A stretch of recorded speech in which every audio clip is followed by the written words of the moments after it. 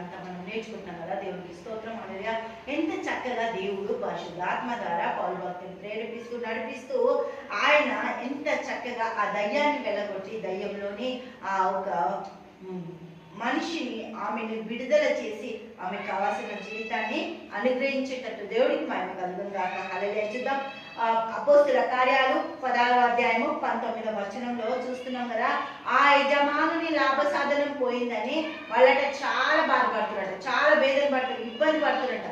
ఎందుకు అంటే వాళ్ళు చేస్తున్న పని అంతా కూడా దయ్యపు పనులు. కాబట్టి దయ్యపు పనులకి లోకంలో స్థానం లేదు. భయము, ఆందోళన, వేదన. ఎందుకంటే అది ఎప్పుడు నిలబడదు. దాన్ని అంతమే. దేవునికి స్తోత్రం. ఏముంటది? శూన్యం. కానీ జీవపు వెలుగులో పౌలు భక్తుడు నడుస్తుడు. జీవాధిపతిని వెతికి పట్టుకున్నాడు. మీరు కూడా వెళ్ళండి అని ఆ ఒక దయ్యం పట్టిన స్త్రీ ఆమెని హల్లెలూయా దేవునికి స్తోత్రం చెప్తుంటే ఆమెని వాళ్ళు ఏం చేసిరట? ఇబ్బంది పరిచిరట. దేవుడికి మహిమ కలుగుందాక.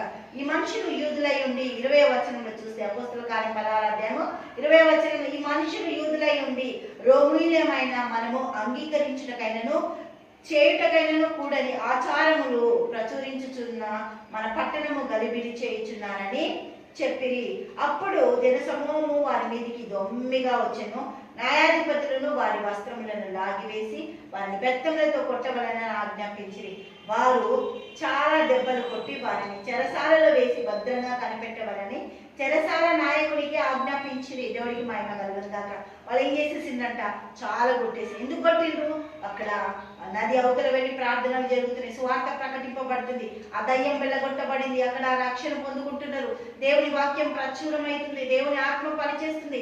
దేవుని ఆత్మ అక్కడ అందరిలో పనిచేస్తున్న విధానాన్ని చూసి వాళ్ళందరూ భయపడిపోయి గల్లిబిల్లిగా అయిపోతుంది మన పట్టణం. మన పట్టణాన్ని అంతా కూడా తారుమారు చేస్తుంది పౌలు. ఏంటి ఇంతదనము పౌలు చేస్తుండు? మనం పౌలుని ఏం చేద్దామంటే చెరసాలలో వేద్దామని వాళ్ళు నిశ్చయించుకుంటారట. దేవుడికి మహిమ కలుగును గాక. చెరసాల అధికారిగా అప్పగించేసిందట పౌలుని తీసుకొచ్చి. ఎందుకు అంటే అక్కడ పౌలు ప్రతి మరణపు ముళ్ళను విరిచేస్తుండు, జీవాన్ని అక్కడ ప్రచురం చేస్తుండు, జీవాన్ని తీసుకెళ్లి వాళ్ళ జీవితాలను మార్చేస్తుండు. జీవాధిపతి అయిన యేసుక్రీస్తు ప్రభుని వాళ్ళకు ప్రచురం చేస్తుండు. వాళ్ళు అంగీకరించడానికి ఎక్కడ కూడా ఒప్పుకోవట్లేదు. సస్తే మీరా వాళ్ళు ఏమంటున్నారు? మా దయ్యమే బాగుంది, దయ్యాలు చెప్తూనే బాగున్నాయి, మాకు ఇక్కడ జరుగుతున్నదే బాగుంది, పౌలు చెప్పేది ఏది మాకు నచ్చట్లేదు, పౌలు మాటలు మేము వినము అని కడాఖండిగా చెప్పేసి పౌలుని ఏం చేసేసిండ్రు? చెరసాలలో వేసేసిండ్రు.